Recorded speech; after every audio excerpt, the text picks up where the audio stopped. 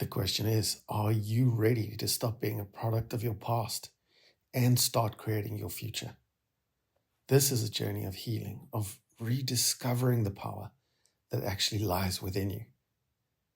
We all have a story, a personality we've built from years of thoughts and feelings, but what if that story isn't the whole truth of who you are? Every day we think the same thoughts, we make the same choices, and feel the same emotions. We reason in the same ways and we react in the same ways as well. This creates a cycle. It keeps us stuck in our familiar reality of certainty that us humans love so much. But here's the powerful truth. You're not your thoughts. You're not the masks that those thoughts become. You can become aware of them, question them all, and decide if they are truly serving you. And if they're not, they need to go. Even your body has a memory of its own. It's a chemical pharmacy, and it can get so used to feeling certain emotions that it actually craves them, influencing your mind to return to old familiar patterns. Healing begins when you teach your body what it feels like to experience joy, gratitude, and love. And we don't realize these things.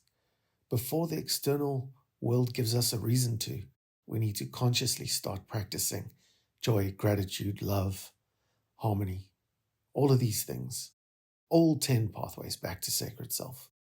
And the 10 pathways are self-love, gratitude, surrender, connection, certainty, resilience, self-regulation, wisdom, and courage. This is how you start to feel whole from the inside. You've got a map now. You've got the awareness. And all we need to do is get rid of those 10 masks and practice the pathways back. Anyone can completely have an intrapsychic shift and transform everything about themselves. So we've got to go out there and get ready. We've got to embrace the uncertain, the unknown. True change feels uncomfortable. It feels unfamiliar always. And that means stepping out of what you know into the great unknown. That's what change is after all. So this is our playing field. This is where the magic really happens. And the first of this magic we see because we stop looking for proof outside of ourselves. We start to understand straight away that the real transformation is happening from within. And this brings a sense of true power instead of feelings of powerlessness. And this is the start of an incredible journey. Whether you know it or not, you have the power to literally rewire your brain. The science is in, and through mental rehearsal, through contemplation, meditation, you can teach your mind and body what your desired future looks and feels like. So we start letting go of what we can term the old self and become familiar with a new self in a new dimension, a new future. That's change. That's real change. It's about taking charge of who you are, managing yourself, slowing down your brain waves to access the subconscious instead of being afraid of it, staying away from it with every distraction you can possibly find. And the subconscious is where real, lasting change can occur. It can work for us instead of over-defend us, looking out for lions crouching in the grass that are no longer there. That's what the frightened personality does. So the minute we stop the stress, start to breathe, start to slow our brain waves, get heart-brain coherence, breathe, we can start to believe, we start to connect to the world around us. And connection really is key. We're wired for connection, and that goes out the window with stress, with trauma, with grief. When we heal ourselves, we contribute to a collective field of love, of coherence in a world that can feel full of fear, negativity, and if we choose to show up consciously with courage, compassion, and love rather than fear and anger, it's really one of the most powerful things we can do because it's who we are at our core. Authenticity is who you are. We're truth. We're reality. And when we connect with that, it's a beautiful, beautiful life. No matter what you've been through in the past, you can overcome it all. And I've seen it time after time after time. This journey of transformation really is not about perfection at all. It's rather about progress, about showing up for yourself day after day, even when it's hard. The old programs will always try and resurface. Sure, they will. But over time, by the time we're halfway through, we'll be better than well. It's never failure. It's just part of the process. So the paradigm process teaches us that you're not your personality. You're far more than that. And you have a sacred self. That's the awareness. And to accept that, you got to walk through this process, understanding that you are the creator of your life. You really can step into your power, embrace the uncertainty and the unknown of the journey, and become the person you were always meant to be, not the mask, your authentic, divine self.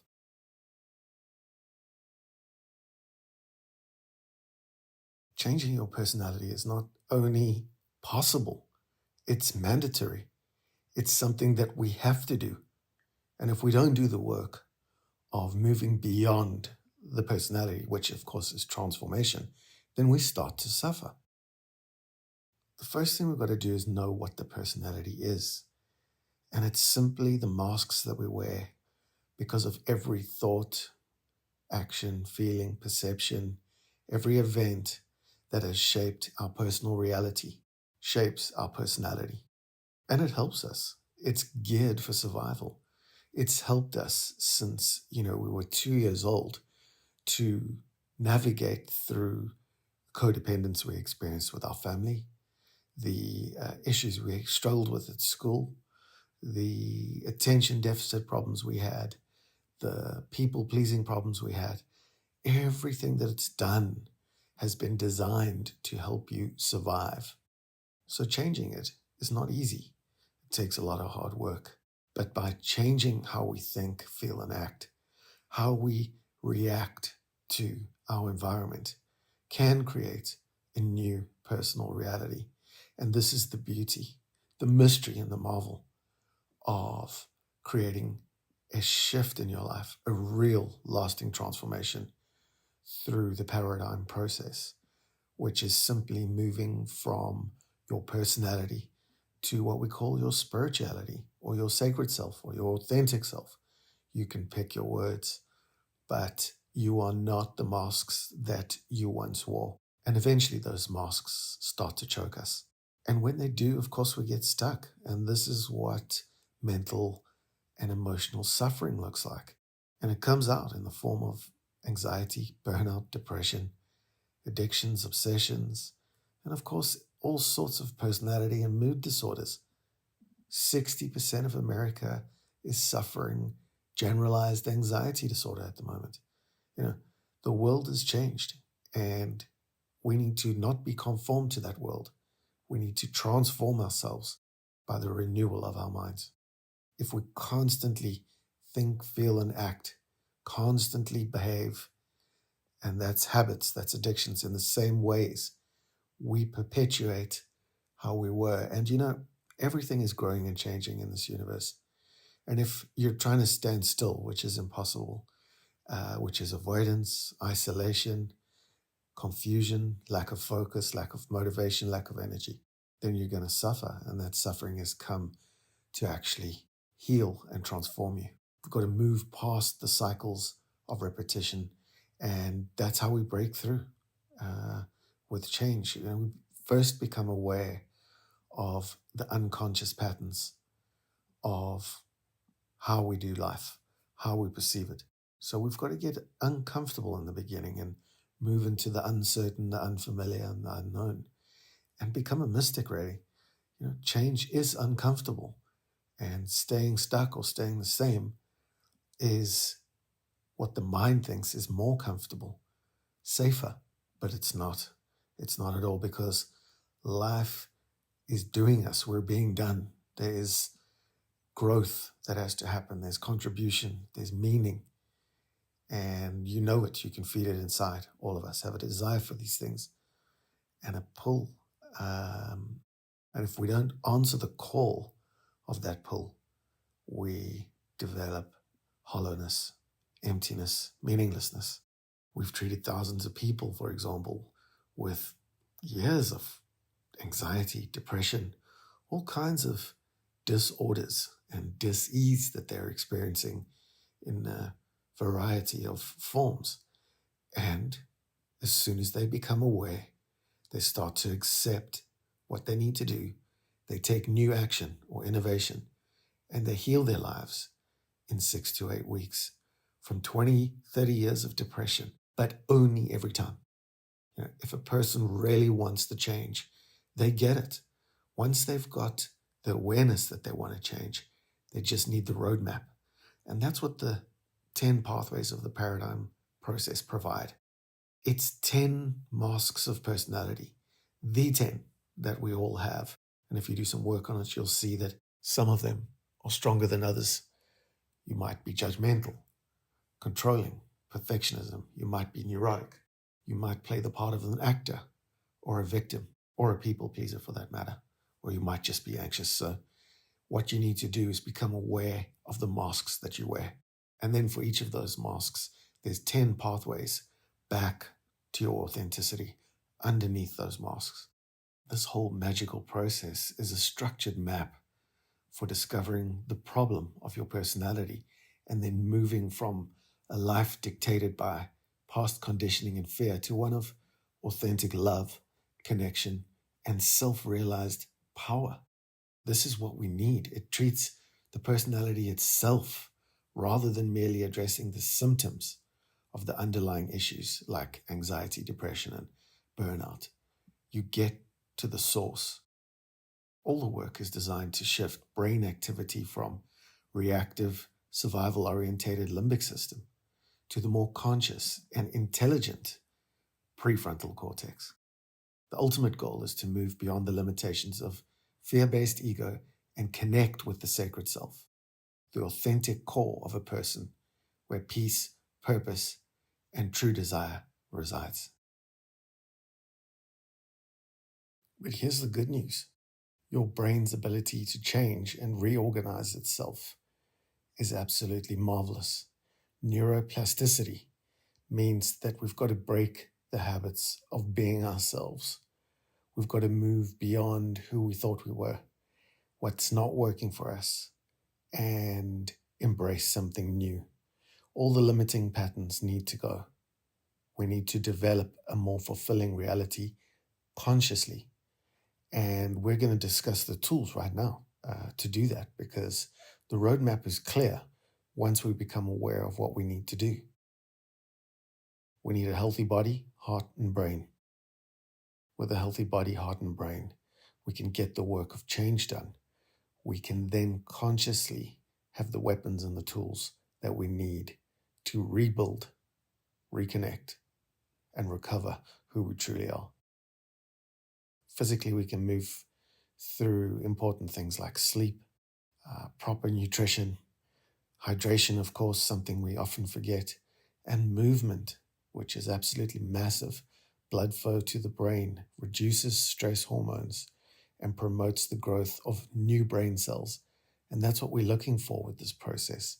New brain cells in the front of your mind, not the back anymore. In the upstairs of your brain, not the downstairs. When we rewire our brains, we rewire our reality.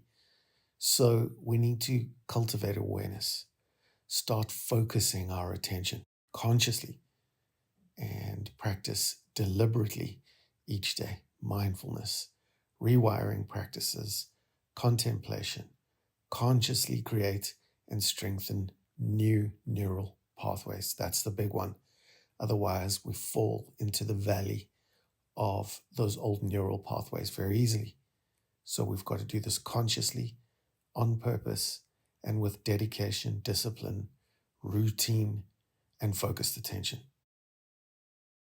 We can also harness our intuition when we're not stressed. Our power of intention, intuition, imagination, innovation, and so on can all help us to restructure the body, heart, and mind and develop emotional mastery. So we witness the ego, we connect to a deeper reality, and then we use our tools. We start with acknowledging the need for change, understanding that a paradigm shift is highly possible We need to consciously decide that we need to let go of what no longer serves us. And this can be harder than you think, especially when it comes to people, places, and things that no longer serve us. If there's any trauma, you need to heal that trauma and use somatic experiencing, EMDR, cognitive behavioral therapy, and especially self-compassion, self-love as you let go of control. When we change our perception, our environments change. When you change the way you look at things, the things you look at change. We definitely develop increased sensitivity and intuition, a deeper sense of connection, acceptance, and purpose almost immediately when we start to do the work. And of course, a desire to be of service to others. We use mindfulness and meditation, journaling, spending time in nature, all the usuals, building a support system, visualization, elevated emotions. All of these things we can use to embark on a profound journey of self-discovery. I've seen it all the time. It's not guesswork, but the work is about moving beyond the limitations of the ego, healing past traumas, cultivating deep connections with your true and sacred self. And then, of course, developing contemplative intelligence, not just survival-minded IQ, knowledge. It gets us nowhere. We need EQ. We need CQ.